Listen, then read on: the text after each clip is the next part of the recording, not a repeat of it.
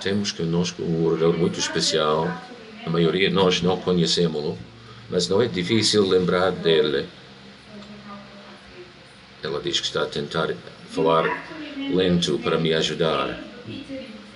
Agora vão repetir ou vão lembrar o seu nome, porque há várias gerações da família dele na igreja. Vamos dar assim umas boas-vindas especiais ao Dr. Vern Ward e a sua esposa Natalie. Vamos dar-lhe boas-vindas nesta manhã. E sem ir mais em frente, gostava primeiramente de pedir à dona Natalie Ward.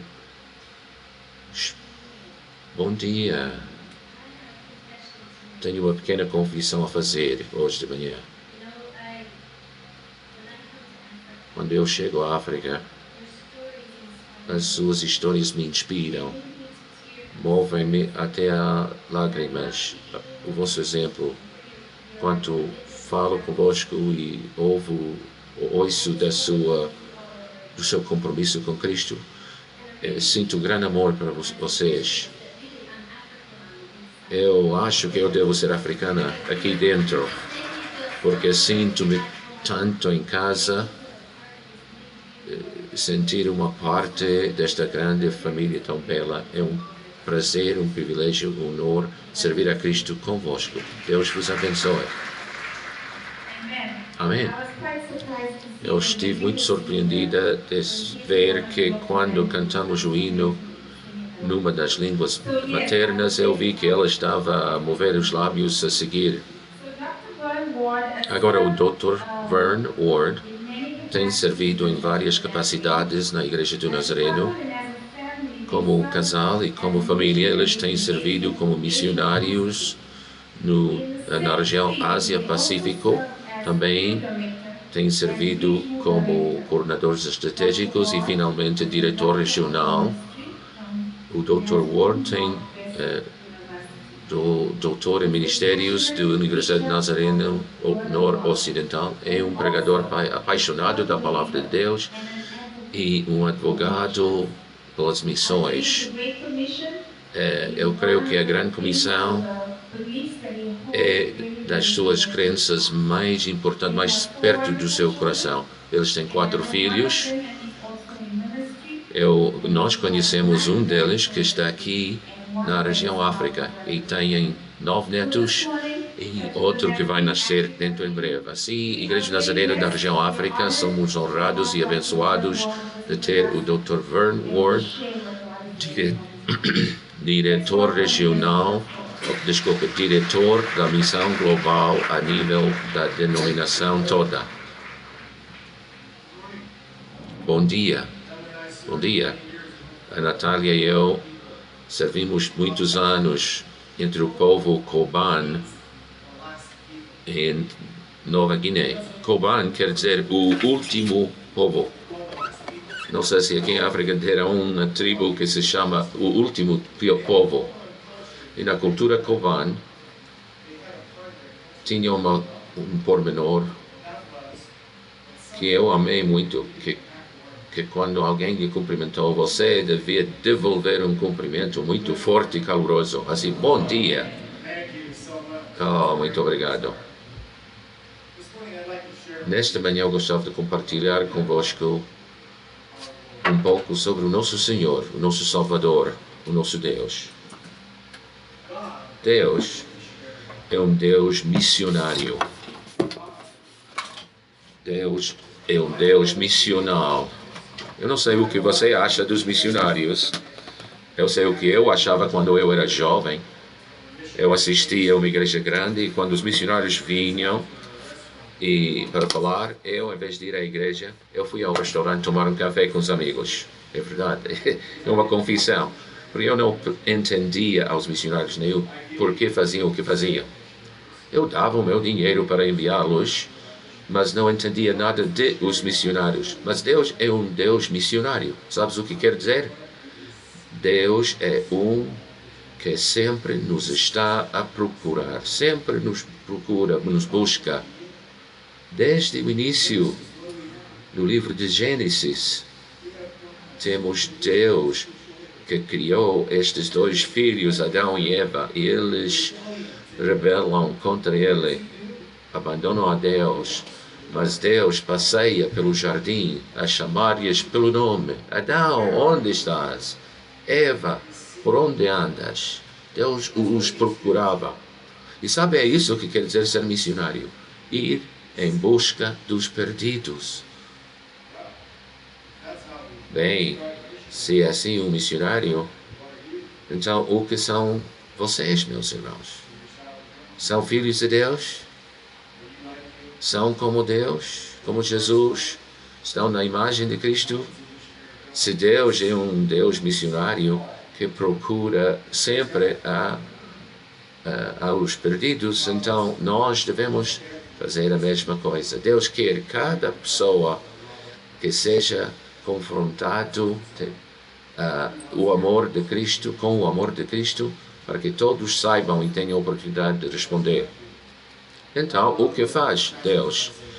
Gosto da passagem em o livro de Isaías, Isaías capítulo 6. Gostamos do livro de Isaías capítulo 6, mas realmente Isaías 6 é somente mais um retrato de Deus que procura os perdidos. E em Isaías capítulo 6, Isaías se encontra cara a cara com Deus. E o que Deus fala enquanto Isaías está com ele? Deus fala de povo rebelde, povo perdido, povo que precisa um novo relacionamento com ele. Assim, nesta história de Isaías, temos um Deus missionário à procura de um povo que devia ser um povo missionário, enviando um profeta missionário, podemos dizer. Capítulo 6, versículo 8. Então ouvi a voz do Senhor a dizer-me: a quem enviarei e quem irá por nós? Então disse eu: aqui estou, Senhor, envia-me a mim. É a única resposta que podemos dar ao nosso Deus missionário, pois está sempre buscando aqueles que aceitarão ir apresentar a Cristo o amor de Deus para todos os demais. Procura e chama, está chamando a sua igreja.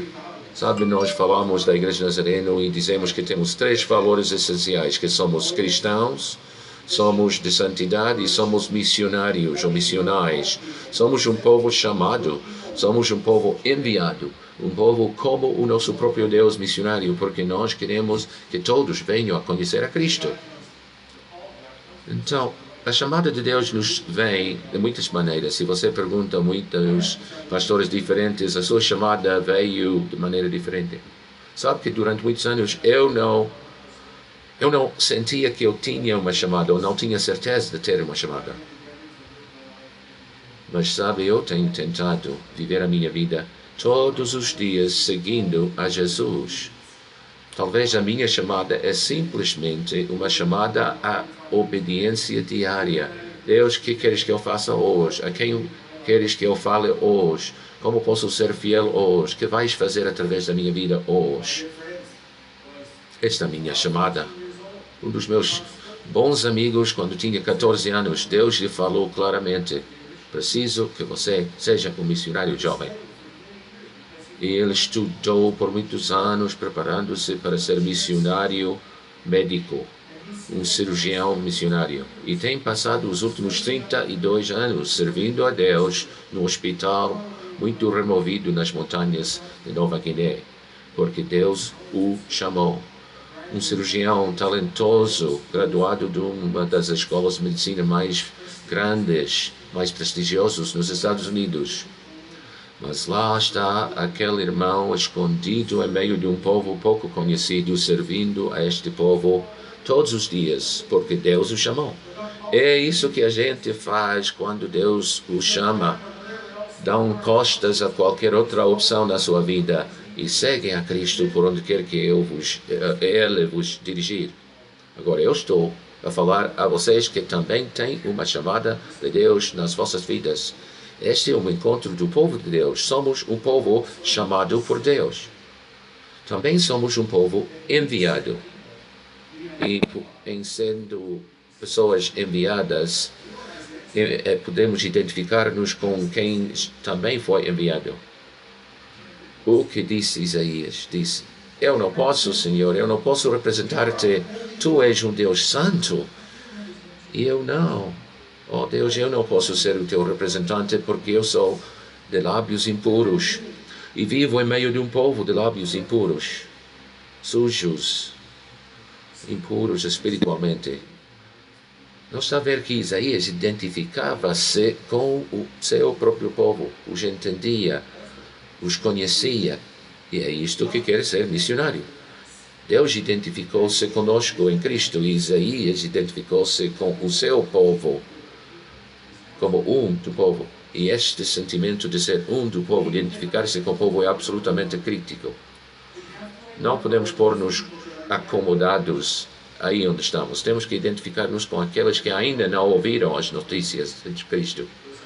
O Dr. Schammel nos diz todas as vezes que o povo ainda não alcançado com Cristo, há uma razão porque não são alcançados até agora. É porque é difícil alcançar aquele povo. Todos os lugares fáceis de ir já foram atingidos. Restam somente aqueles lugares difíceis em que ir e ser missionário custa tanto. Aquele povo ainda estão à espera de nós. O meu amigo saiu do islamismo e agora gasta a sua vida toda, passa a sua vida toda querendo ganhar outros para Cristo. Ele antes era um islamita radicalíssimo, mas ele nos tem dito que nesta noite, por causa da graça de Deus, 10.000 muçulmanos nesta noite vão ver um sonho em que Deus lhes fala. Mas agora quase nenhum deles virá a Cristo, porque nem sequer um deles que tem um amigo cristão. Precisam de conhecer uma pessoa cristã, estão à nossa espera, precisam ser alcançados. Grande desafio que nós temos em frente de nós. Temos que identificar-nos com o povo como Isaías fazia. E temos o privilégio de ser o povo de Deus, a noiva de Cristo, porque somos um povo enviado. Todos fomos enviados, mas também nós temos o privilégio de enviar aos outros. Alguns dentre nós podemos enviar. Que privilégio nós temos, glória a Deus. É um privilégio enviar aos outros missionários. Agora, vocês ainda estão aqui? Não estão dizendo amém, nada. Tem pensado disso? Tem pensado que privilégio é? Mas às vezes queixamos que é difícil. Mas sabe, talvez isso é porque nós não temos visto o que Jesus ensinou aos seus discípulos. Portanto, vamos ver no livro de São Lucas. Eu não vou ler as passagens todas, mas refiro-me a capítulo 9, de São Lucas 9, versículos 1 a 6. E depois capítulo 10, Jesus envia os discípulos 2 vezes. Enviou os 12 e depois enviou os 70. Lembram daquelas vezes? Jesus enviou os seus discípulos e os disse exatamente como deviam fazer o que ele pedia deles. Espera um momentinho.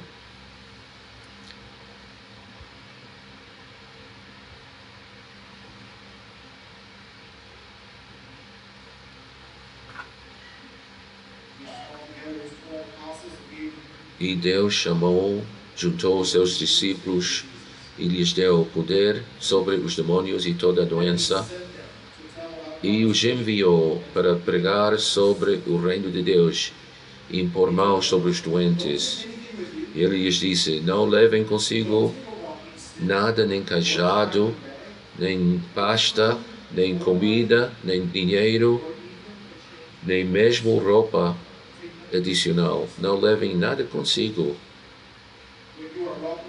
Se forem dados as boas-vindas numa casa, fique lá até que saiam. Mas se as pessoas não te dão as boas-vindas, então, ao sair, tira a poeira dos seus sapatos como testemunha contra eles. Assim, os discípulos foram de vila em vila, pregando o evangelho e sarando as pessoas cada vez. Agora, Tu queres ser enviado assim dessa maneira? Eu quero ir, sim, assim dessa maneira, expulsar demônios, sarar os doentes até dar vida aos mortos. Mas sabe, na minha vida eu não tenho visto o morto a ressuscitar, embora tenha visto muitos doentes a serem curados. Tenho visto os endemoniados postos em liberdade pelo poder de Deus. Louvado seja Deus. Nunca vou esquecer daquelas vezes em que Jesus escolheu fazer este tipo de salvação em frente de mim. Nós não fazemos isso, Ele é que faz, mas nós temos autoridade no seu nome, somos enviados por Jesus com a autoridade de Jesus. Às vezes esquecemos que temos tal autoridade, esquecemos de pedir para as grandezas de Deus. Às vezes eu orando, confesso que às vezes penso, Deus mesmo vai fazer alguma coisa aqui? Não. Por favor, irmãos, ponham-me à prova, ou seja, ponham-me numa posição de que Deus possa nos mostrar mais uma vez o seu poder. Viva embaixo da autoridade de Jesus e permita que Deus faça o que Ele quiser. Ele entende o que estamos a fazer e vamos na sua autoridade. Jesus enviou os discípulos na sua autoridade e disse, vão a qualquer vila, qualquer povo. É um quadro que nos ensina, os enviou com nada, até os mandou não levar nada. O que nos prevém de nós não irmos. Às vezes duvidamos se temos mesmo a autoridade de Deus, mas quais outras coisas que nos provêm, nos proíbem que vamos? Outro diz que é que não tenho o suficiente dinheiro. Curioso que neste caso, São Lucas, Jesus enviou os discípulos sem nada, diz, não leva nada consigo, porque ele queria que aprendessem a confiar nele, pois é a sua missão, ele é o missionário, ele é que tem autoridade, trata dele, não de mim, eu não sou adequado, eu não posso fazer isso sem ele. E se eu confio em Jesus, na adequacia de Jesus, e que Jesus é que faz as maravilhas, eu posso ir em nome dele, podemos ser um povo enviado. Dependa, meu irmão, na autoridade de Jesus, dependa em Jesus para toda coisa. Mas veja, Jesus não nos envia a qualquer sítio, Jesus nos envia às pessoas. E lá talvez encontre o homem de paz. Temos que entender o conceito de o homem de paz. Agora, muito especialmente se vamos a querer ganhar as pessoas muito longe de Deus, temos que entender esse conceito. O homem de paz não é uma pessoa que necessariamente se converte, senão simplesmente é o homem que te dá as boas-vindas em paz.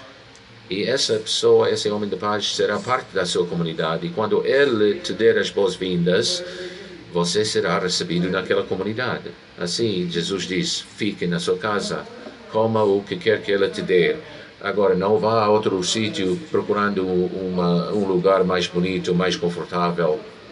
Mas procurem aquele homem ou Deus, homem ou mulher de paz, que te receba e fique com ele. Mas agora aquelas pessoas mais para lá são diferentes de vocês.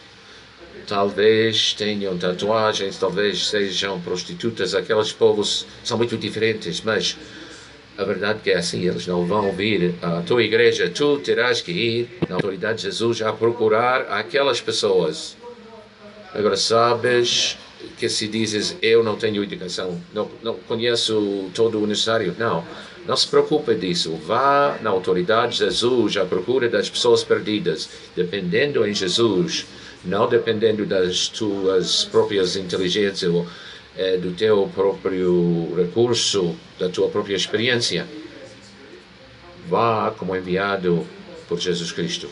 Eu não sei o que vocês experimentam aqui, mas em Nova Guiné, os dois implantadores de igrejas mais produtivos em toda a história da nossa igreja lá eram dois homens analfabetos. Tentaram estudar, mas não conseguiram. Um desses homens era Dar. E o Dar sempre em qualquer culto dava o seu testemunho. E havia de sair e implantar outra igreja, porque ele, não tendo educação, dependia totalmente de Jesus. Um dos meus mentores e amigos mais aconchegados era Philippe Arlangen. O Felipe não sabia ler nem escrever, mas podia memorizar a Bíblia, podia contar as histórias da Bíblia e podia dar testemunho do que Jesus fazia na sua vida.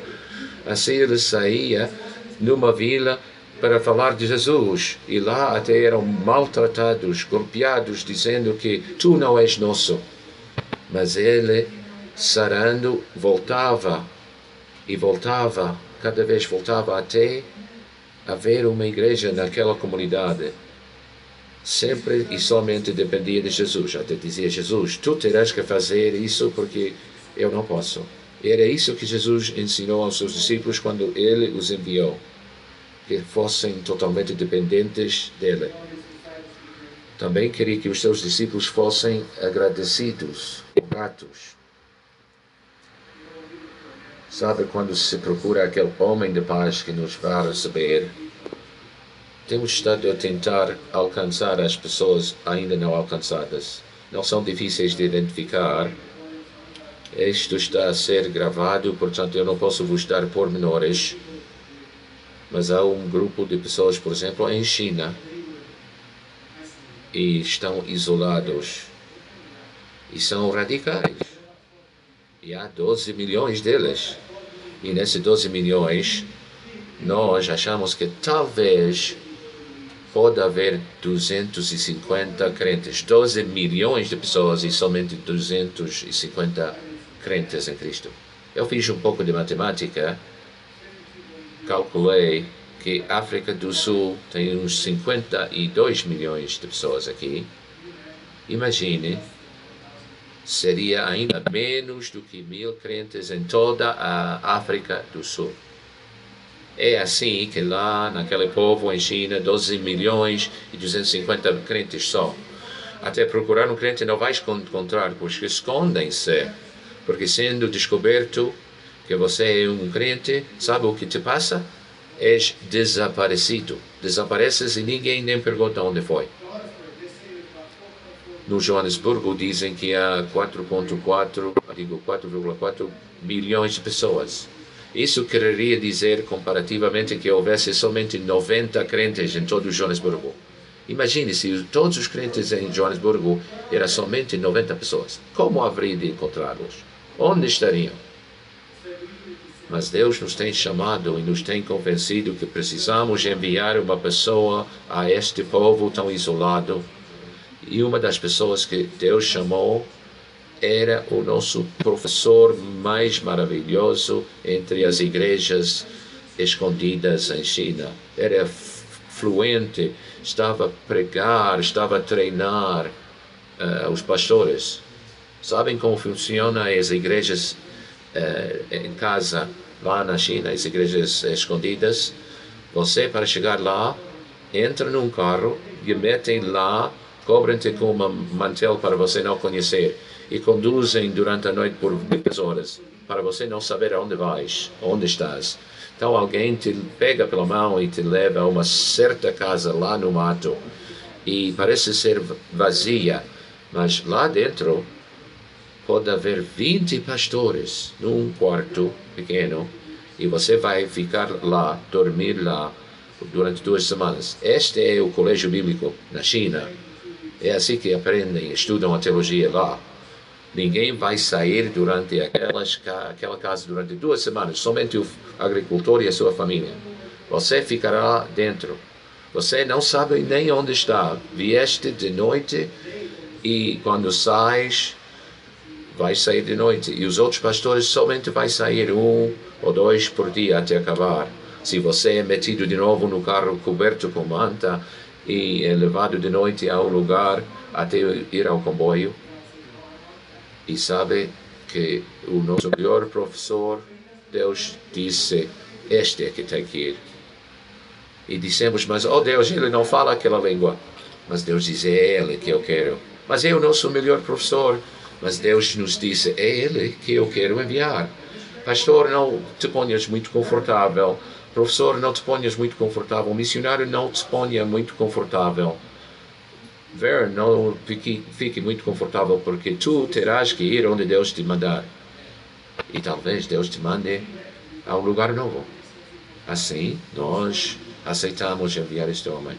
Se este homem ficou num hotel pequeno, começou a estudar a língua. Foi um mês, depois voltou. Foi um mês, voltou. Estava lá no segundo mês, tinha feito o seu estudo de língua, tinha jantado, estava lá na recepção do hotel. Chegou ao ascensor para subir em cima e ir para o seu quarto.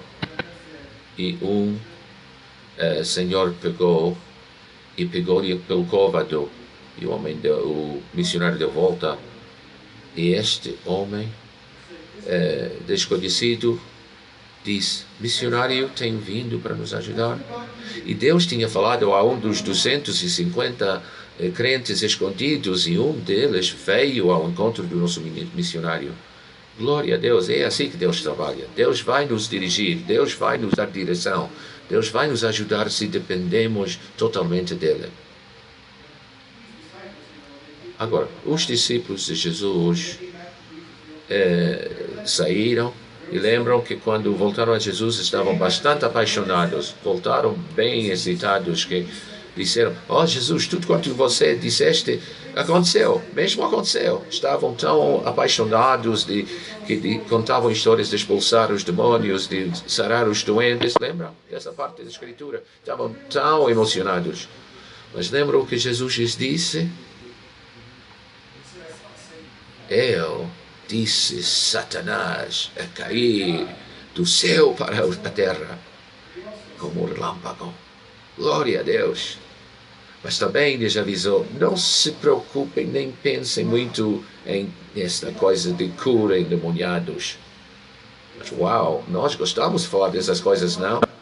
Enquanto Jesus falou, não falem disso, não se preocupem disso. Em vez disso, fale do que Deus tem feito na tua vida, que o teu nome está escrito no livro da vida. Regozijai-vos nisto. Contar histórias de demônios você pode fazer em qualquer momento, mas o que importa é que você tem sido redimido. Jesus te tem salvado a você. É por isso e é para isso que Deus quer que regozijemos. É isso que é necessário para o missionário. Regozijamos no que Deus tem feito na nossa vida. Jesus também lhe disse outra coisa, porque realmente queria que entendessem. Disse-lhes: eu vos estou a enviar como um cordeiro, uma ovelha pequenininha, e sabe como se comportam? Como tão indefesos. Quantos têm visto um cordeirinho feroz?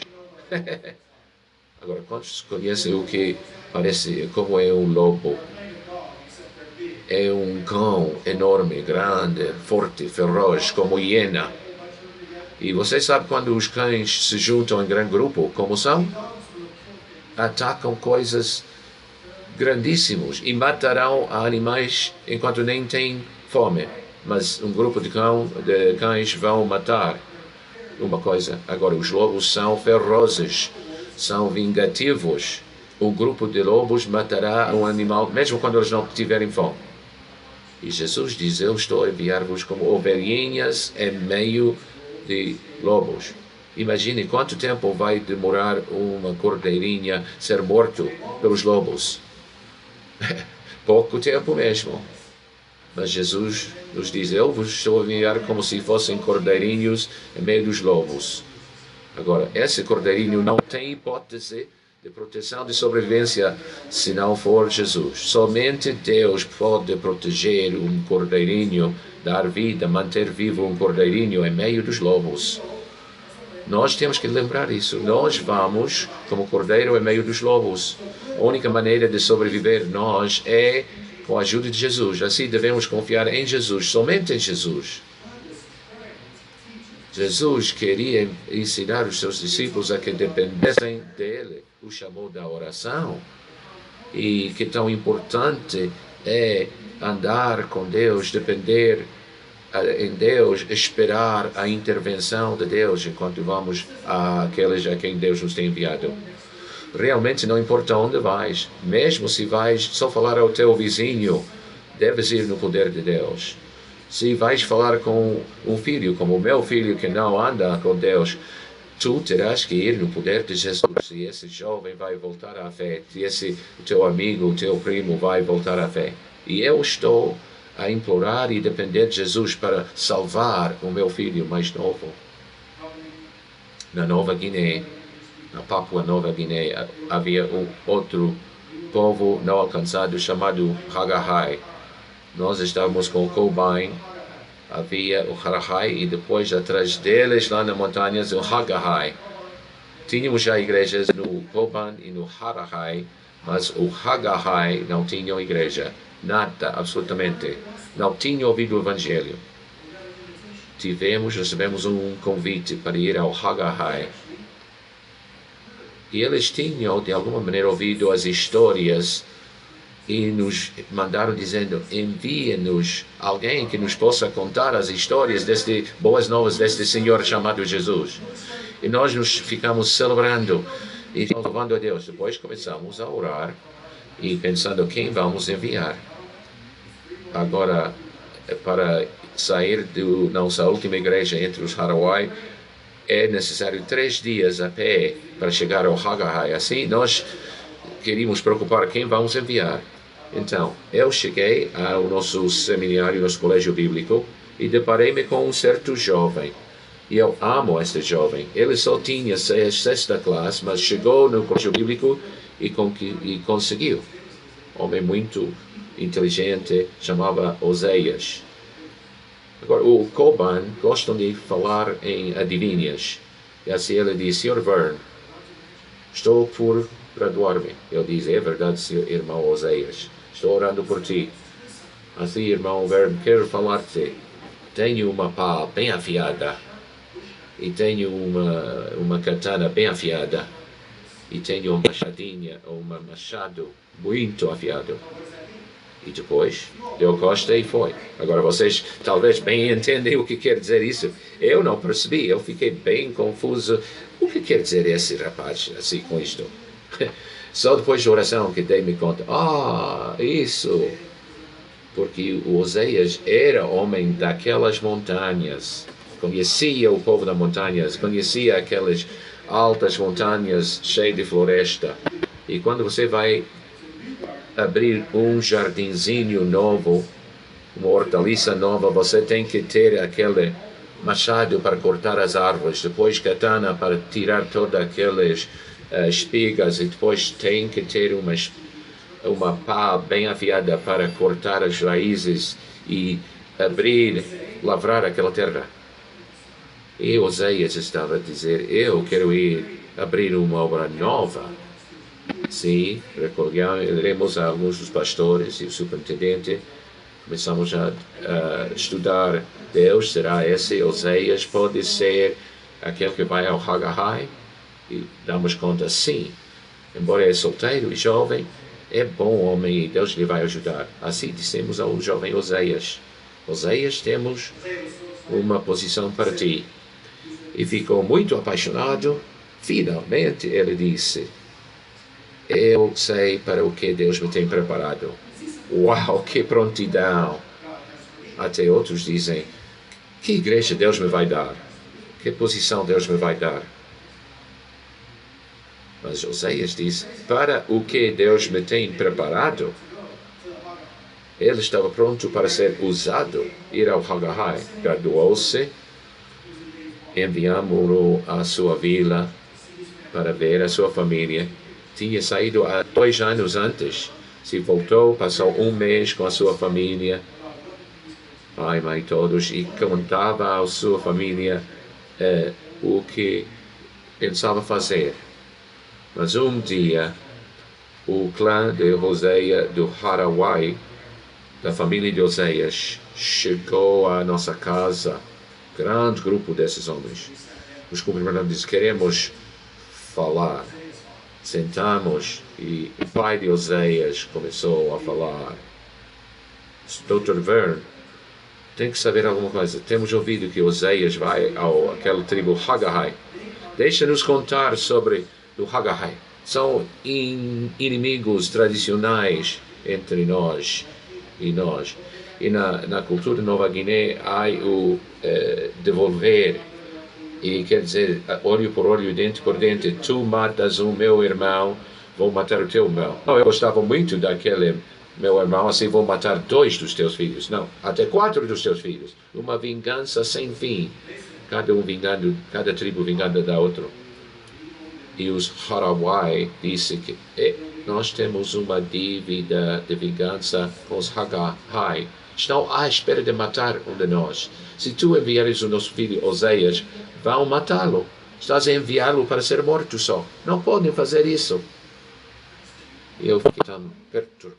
O que vamos fazer? Eu amo esse jovem Oseias. Não quero enviá-lo para só morrer. Ninguém quer fazer isso. Mas depois voltei para mim e disse: deixa-me contar a vocês, meus senhores, uma história. Agora, nenhum desse grupo de homens era um crente, nem sequer um. Se eu queria contar-te, então eu disse: vou contar-vos, senhores, uma história. Agora, não sabes que o Deus de Oseias ama a todo mundo. É um Deus que procura a todos. Deixe-me contar-vos do Deus de Oseias, pois eu não sou que estou a mandar a Oseias ao Hagahai. É o Deus dele que está a mandá-lo a Oseias. E assim nós temos um problema. Porque o nosso Deus, o Deus de Oseias, teve um único filho. E sabes o que ele fez com aquele seu filho? Enviou-o a um povo para que eles fossem salvos. E sabes o que fez aquele povo? Mataram o filho daquele Deus. Mas Deus, ainda assim, o enviou, bem sabendo que havia de morrer. E este tipo de Deus que Oseias segue, deve saber isso. Agora, não sei na vossa cultura, mas naquela cultura começaram a falar, a discutir. Finalmente, um dos tios pôs-se de pé e disse: temos tomado uma decisão. Se Oseias segue aquele tipo de Deus, temos que permitir que vá aquele Hagahai. Sabe, eu senti-me muito em conflito interior, porque eu quase queria chorar. O que vai significar enviar aquele Oseias para lá? Temos que só depender de Jesus, porque Oseias havia de ir como cordeirinho em meio dos lobos. Nem sabemos se vamos vê-lo vivo outra vez. Assim, um grupo de nós acompanhámo-lo. Fomos a pé 3 dias nas montanhas. Chegamos naquela última igreja que tivemos. Depois fomos andando toda a noite. Fizemos uma paragem para comer e descansar. Outro dia, segundo dia, terceiro dia. Quando chegamos em meio daquele povo Hagahai, as pessoas nos deram as boas-vindas. Deram-nos a oportunidade de compartilhar a palavra de Deus, o testemunho do que Deus tinha feito em nossas vidas. Éramos as primeiras pessoas a compartilhar Cristo com aquele Hagahai povo. Pois saímos, deixando o Oseias lá. Nós regressamos a casa. 3 dias a pé para voltar à minha casa. Todos os dias eu estive a orar para Oseias, mas não havia maneira de saber notícias dele. Depois de 2 meses, o jovem Oseias entrou pela porta da nossa casa com alguns jovens daquela tribo Hagahai, a quem ele tinha ensinado e pregado. E Oseias ainda estava vivo e implantou uma igreja em meio do Hagahai, e muitos vieram à fé em Cristo. E não sabes mais?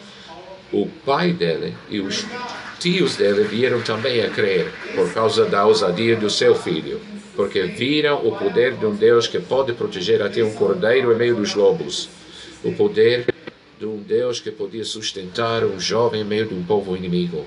Glória a Deus. Deus pode fazê-lo, eu vos digo. Amém? Mas temos que depender nele. Porque Deus quer alcançar a cada e toda pessoa que não lhe conhece.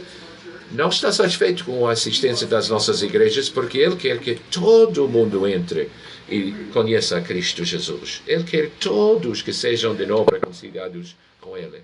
Assim teremos que depender de Deus. Agora, lembrem da terceira vez que Jesus enviou os discípulos.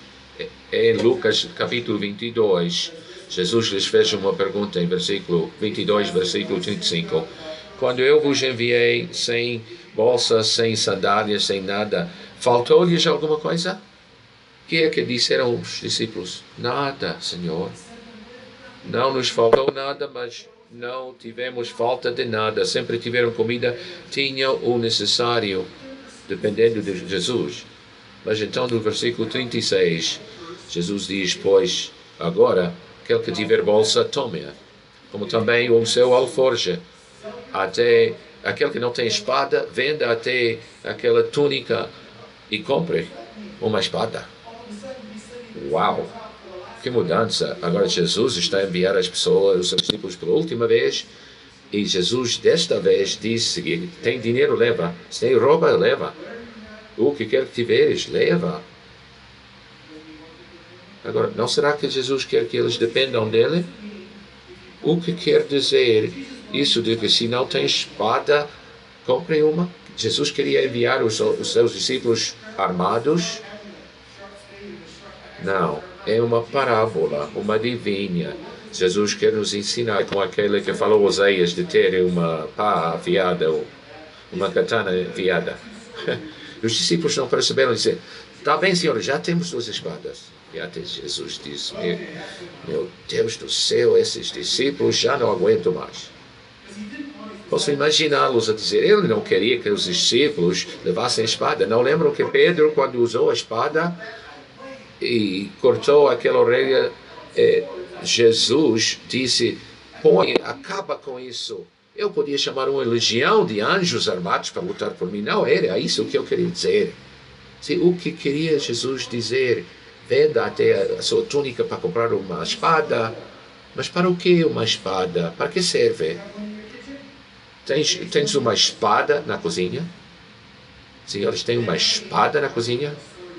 Homens, quantos lavram a sua lavra com uma espada? Para o que serve uma espada? Serve para somente uma coisa. Uma batalha. É arma de batalha. Mas como é que a Bíblia chama a palavra de Deus? Diz que é a espada do Espírito, que é uma espada de dois gumes, que corta até dividir de osso e carne. Assim, a espada que Jesus queria dizer era a ferramenta própria para o trabalho que ele estava enviando-los. Era para a batalha somente, batalha espiritual. Agora, por que disse vendam o seu casaco, a sua túnica? Para que serve a túnica? Pois a túnica é para mim. A túnica me guarda quentinho a mim, me faz confortável a mim, até me dá uma melhor aparência, me faz mais digno, parecer mais digno. A túnica é para o meu proveito. E Jesus nos diz, venda aquilo e compre aquilo que será ferramenta. Vende aquilo que é teu e compre o que vai ser uma ferramenta para a batalha contra o mal. Esquece de si mesmo, confia em mim. E é assim que enviou os discípulos. E a propósito, se tem dinheiro, gasta-o naquela missão. Se tem roupa adicional, gastem-nos na missão. Se tem educação, formação, usa-o na batalha. Não malgaste, não deixe que nada se perca. Usa tudo para a missão a que eu vos destinei, em que eu vos envio. Amém. Queremos usar tudo quanto tivermos para os propósitos de Deus. Sabe, Jesus está a enviar-nos a nós hoje. Somos o povo enviado. Somos o povo de um Deus missionário que quer que todo mundo seja ganho para Cristo. Mas Jesus disse mais uma coisa aos discípulos.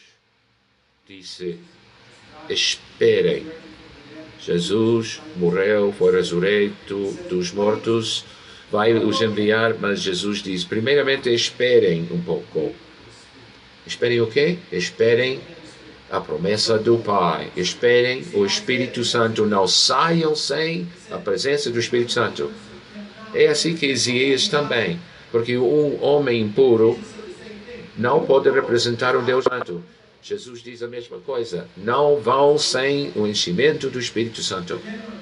Fomos ensinados Dependam de Jesus, sejam cheios do Espírito Santo, depois vá e faça tudo quanto Deus te disser. E usa tudo quanto tiveres para Ele. Não se preocupe, no entanto, o que tens, no que podes disponibilizar. Só esteja pronto para ganhar toda a pessoa. Não somente toda pessoa aqui na África, mas todos do mundo. Desculpe-me, meus irmãos da África, não podem parar com evangelizar a África. Eu tenho ido à África, à China, à Mongólia. Agora, a terceira parte da população do mundo vive lá na Ásia.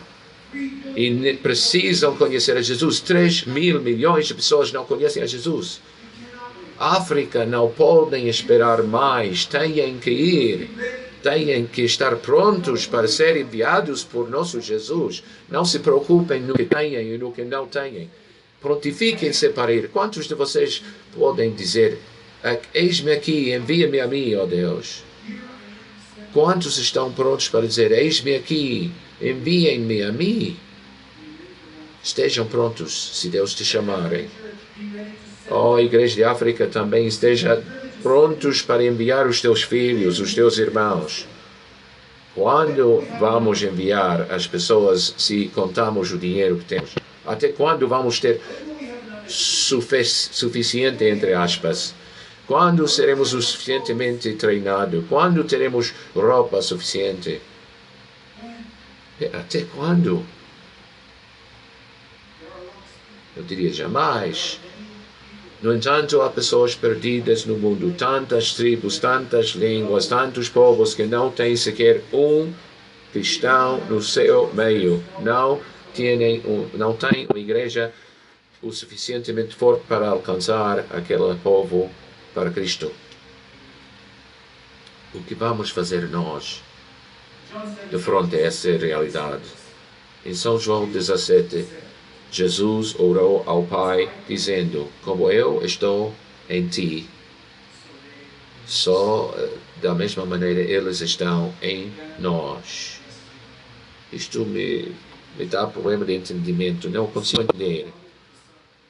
O Pai, o Filho e o Espírito Santo são um Deus, um único Deus. Não são três deuses. É Deus Pai, Deus Filho, Deus Espírito Santo, o único Deus. E eu quero que eles sejam como tu, Pai, e eu somos. Uau, isso é demais difícil de compreender para mim. Mas é assim que Jesus pensa. Até que grau Jesus quer encher-nos. Até que tão perto Jesus quer que estejamos a Ele e que Ele quer estar conosco. Quando falamos de ser pessoas enviadas, somos enviadas como Jesus foi enviado. E Jesus nos basta, nos vai sustentar. Agora, tenho algumas perguntas para vocês, então. O que Deus está a fazer hoje? Que Deus quer que sejamos envolvidos, que façamos parte dessa obra. Aonde Deus nos quer mandar a nós? Todos nós. Alguns vão ir, outros vão enviar. Mas o que Deus está a dizer a nós? Segunda pergunta: como nos envolvemos nós em fazer os discípulos semelhantes a Cristo? Não somente aqui na nossa comunidade, mas entre aqueles povos longe de nós, diferentes de nós.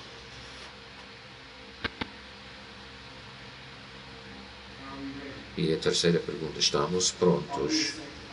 Somos um povo santificado, cheios do Espírito Santo de Deus? Temos ainda alguns minutos que nos restam assim. Faço-vos a pergunta lá no ecrã: como enviaremos missionários aos não alcançados neste ano? Igreja do Nazaré na África, ponde-vos essa pergunta. Que tal se não tivéssemos missões nazarenas internacionais? Que tal se não houvesse qualquer missão global? Que tal se não tivéssemos nenhuma estrutura missionária? Somente a chamada de Deus. Que tal se era somente Deus a chamar-nos? O que havíamos de fazer? O que havíamos de fazer naquele caso? Eu preciso que se juntem em pequenos grupos, 4 ou 5 pessoas, lá mesmo onde está sentado. façam um grupinho e perguntem-se, debruçam sobre essa pergunta: como enviaremos missionários aos não alcançados neste ano? O que vamos fazer? Façam, por favor. Juntem-se agora mesmo em grupinhos de 4 ou 5. Essa nossa irmã está a orar. Enquanto estamos a conversar, vamos juntar-nos agora mesmo, por favor. Formem grupinhos e vamos debruçar, perguntar-nos, estudar. Talvez um grupo de até 10 pessoas. Mas depois vamos pedir que venham a compartilhar com o grupo todo o que vocês acham que podemos fazer para enviar e alcançar os não alcançados neste ano. Lembre-se que não precisamos que não somente Jesus. Temos tanto e é para a missão de Deus. Assim, juntem-se, estudem durante alguns minutos essa mesma pergunta. Tentem responder concretamente essa pergunta: como enviaremos nós, missionários, aos não alcançados neste ano?